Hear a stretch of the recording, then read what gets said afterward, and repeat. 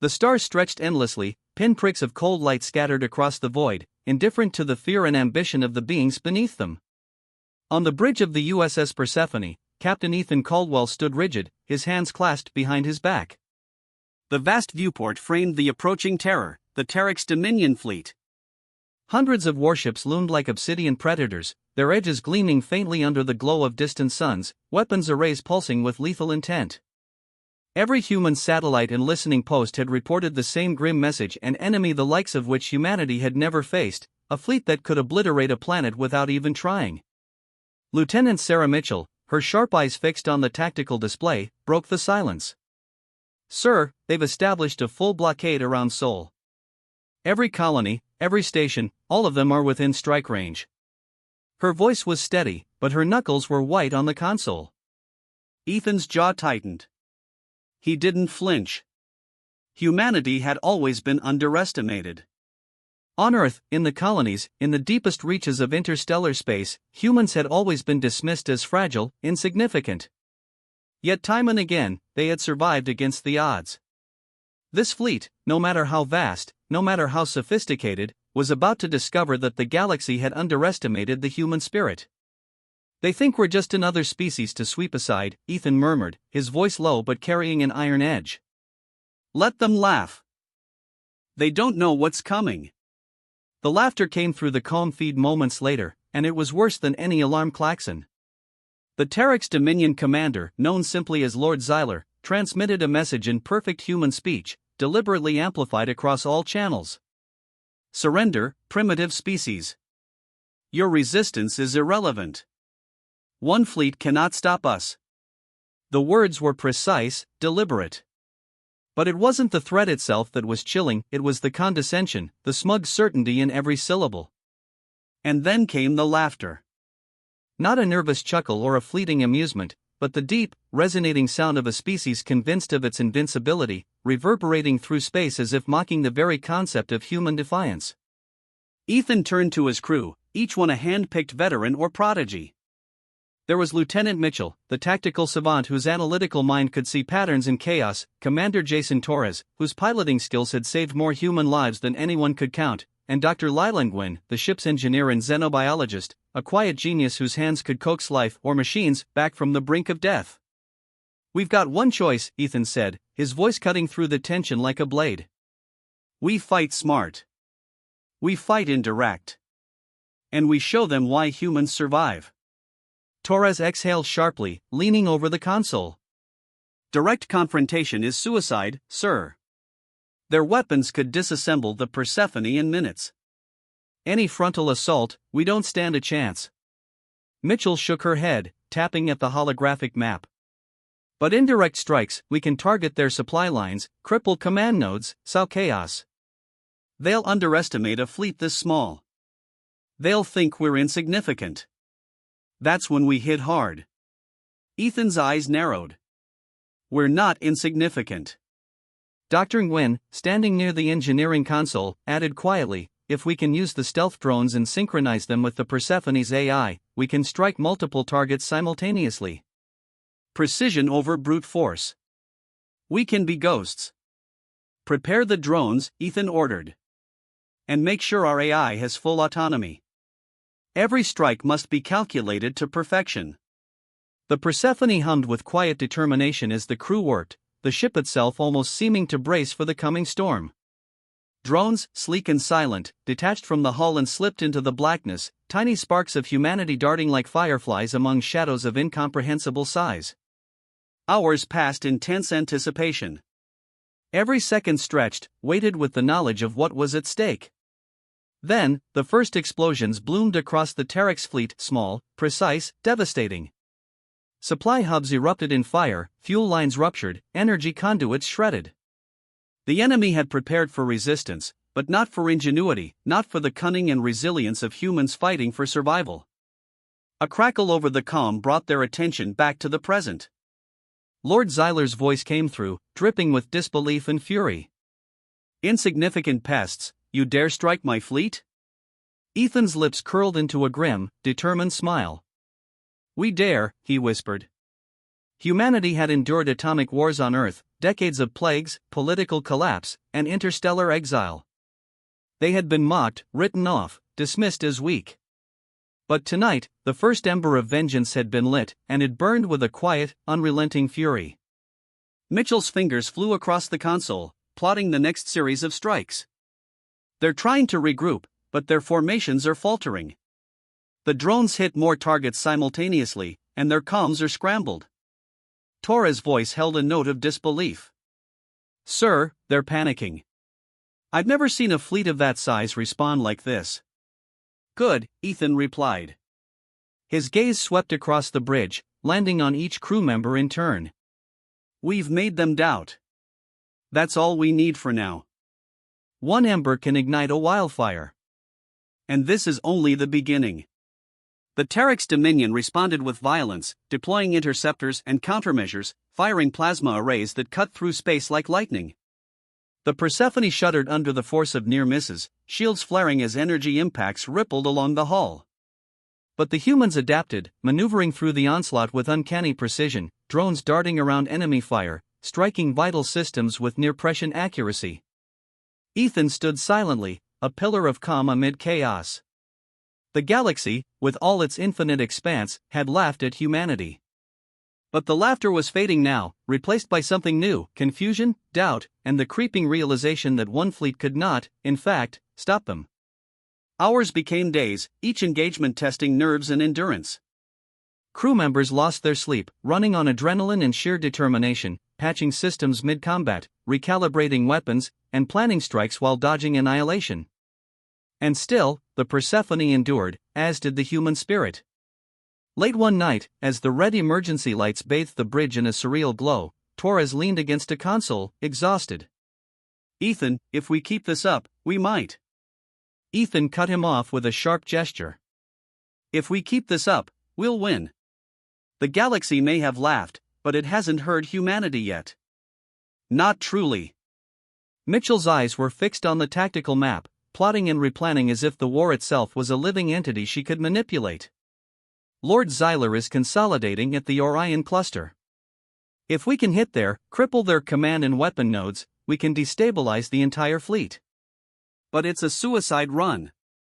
We could be destroyed before we even arrive. Ethan nodded. He had already made his decision. Prepare the Persephone. Plot the course through the Maelstrom Rift. Sensors will be blind. It's the only way we get close enough to strike where it matters most. The crew worked with grim determination, every member understanding the stakes. Drones were loaded, weapons calibrated, shields reinforced, and the ship itself seemed to pulse with human will. The Persephone slipped into the dark embrace of the Maelstrom Rift, hidden from the eyes of the Terex fleet, like a shadow moving across a canvas of stars. And somewhere deep in the void, the ember of human defiance glowed brighter, a small promise of fire yet to come. The first flames had been struck. Humanity had shown it could not be stopped. And the galaxy, which had laughed at them, was about to discover exactly why the Persephone emerged from the Maelstrom Rift like a ghost rising from darkness. Outside, the stars had returned, but the Terex Dominion fleet still lingered, vast and imperious. Ships the size of small moons orbited the Orion cluster, their obsidian hulls reflecting distant starlight, a shimmering wall of death. Yet, even from a distance, Ethan Caldwell could see the cracks forming in their immaculate formations. His crew had done the impossible: strike terror and confusion into a fleet that believed itself untouchable. On the bridge, Lieutenant Sarah Mitchell's hands flew across the holographic tactical display, red lines and glowing nodes shifting as she analyzed the enemy. Their formations are unstable, she reported, her voice sharp with excitement and tension. They're trying to consolidate, but our drones have disabled their main communication hubs. Every attempt to coordinate is delayed or misfired. They're panicking. Captain Caldwell let the words sink in. He had always known that human ingenuity could balance against brute force, but seeing it unfold in real time was exhilarating and terrifying in equal measure. He turned to Commander Jason Torres. "How are the strike teams holding?" he asked. Torres' voice was taut, the exhaustion in it barely masked. "We've sustained damage, sir, but the drones are relentless." They're targeting supply lines, propulsion nodes, and shield generators. The fleet's efficiency is dropping with every strike. If we keep this pace, we might actually.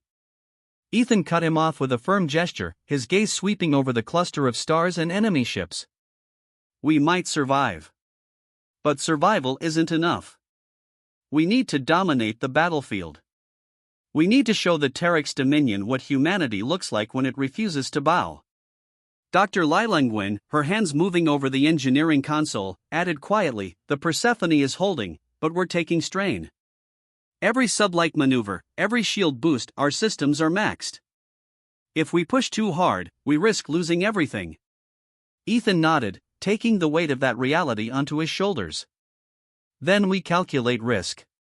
Every human alive owes it to the homeworlds they left behind. The days that followed were a blur of chaos and precision. The Persephone became a nerve center of destruction and ingenuity. Drones darted through the void like swarms of predatory insects, striking with uncanny precision, turning the Terex fleet's technological superiority against itself. One by one, enemy ships fell silent, their energy conduits ripped open, shield generators melted, propulsion systems crippled. The Dominion, once thought invincible, was unraveling at the edges. Yet, the cost was heavy. Crew members worked in shifts that blurred night and day, running on adrenaline and sheer determination.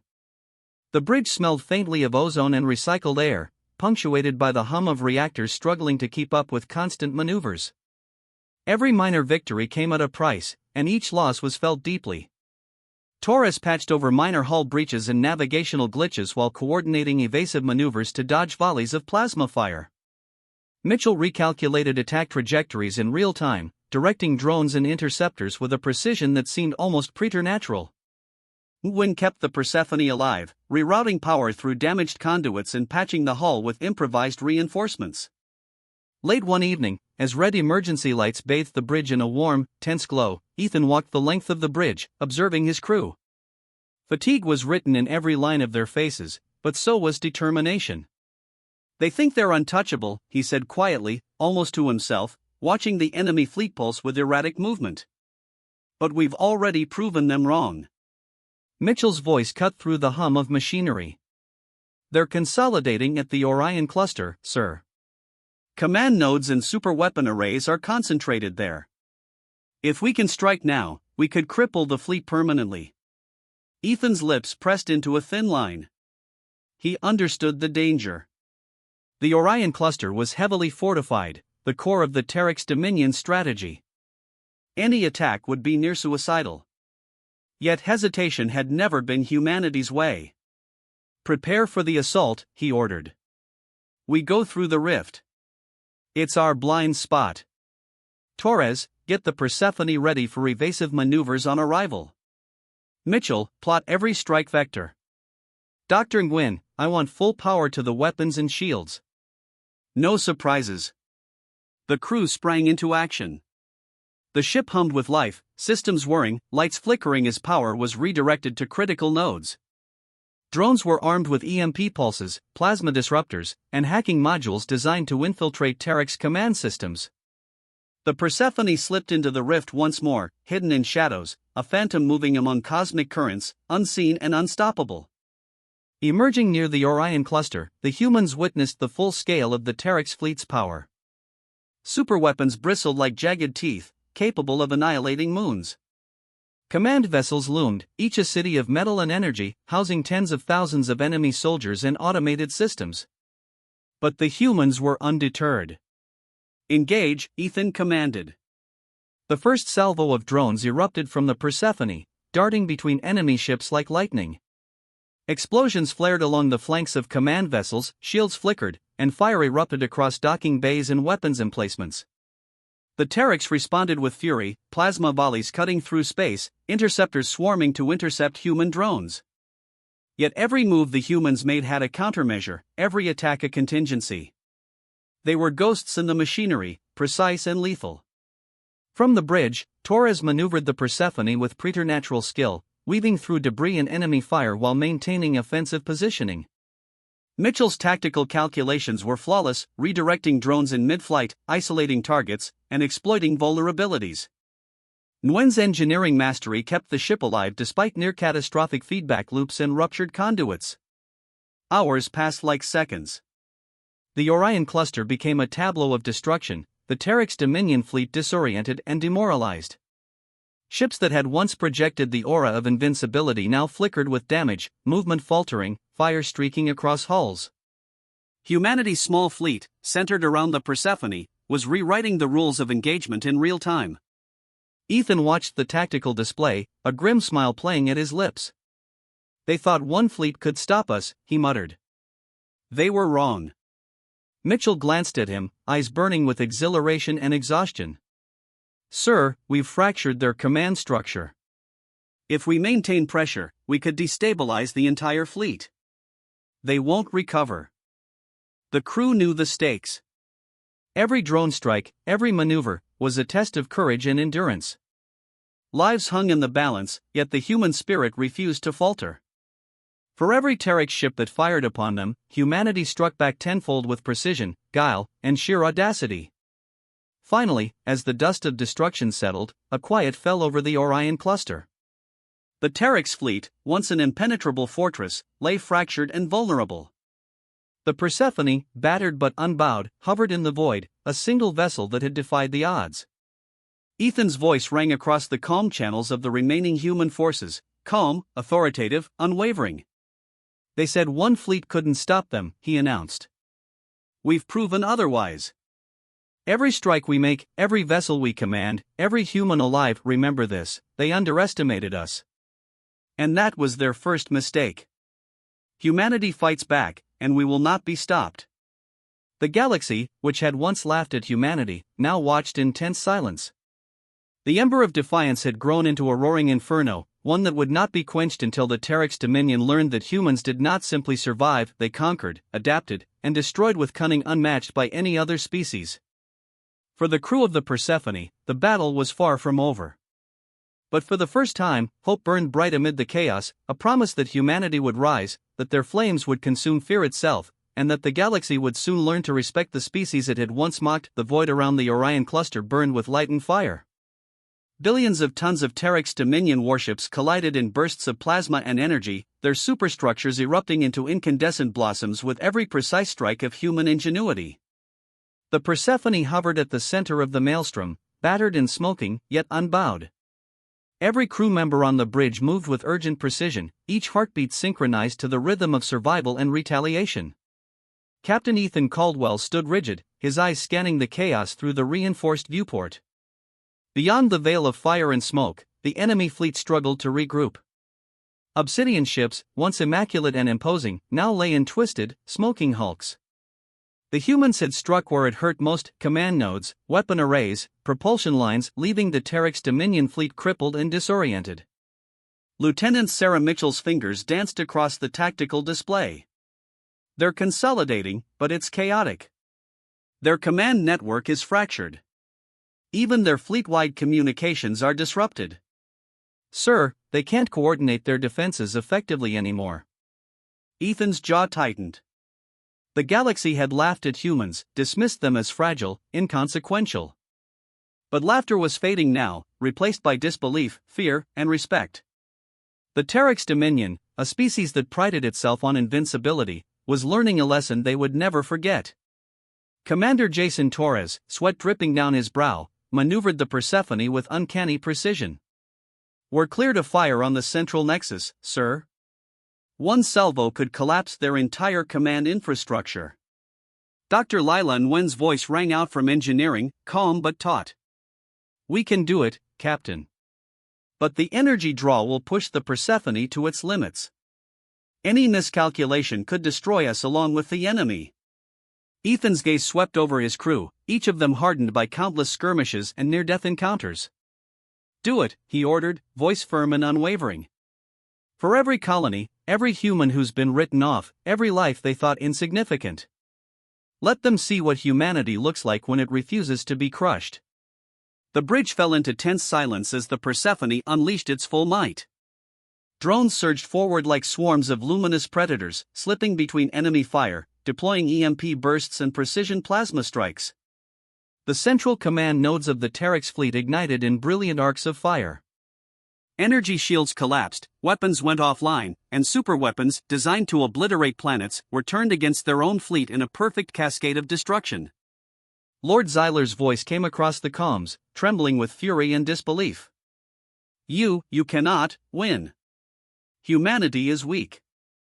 The transmission cut abruptly as a plasma salvo struck the heart of his flagship, silencing the voice of the Terex Dominion once and for all. On the bridge of the Persephone, the crew exhaled collectively, a mixture of relief, exhaustion, and disbelief. They had done the impossible. The fleet that had threatened humanity's very existence lay in ruins. Mitchell leaned over the console, eyes wide. "It's over," she whispered. Torres allowed himself a rare smile, wiping sweat from his brow. "We actually did it. Against impossible odds, we did it."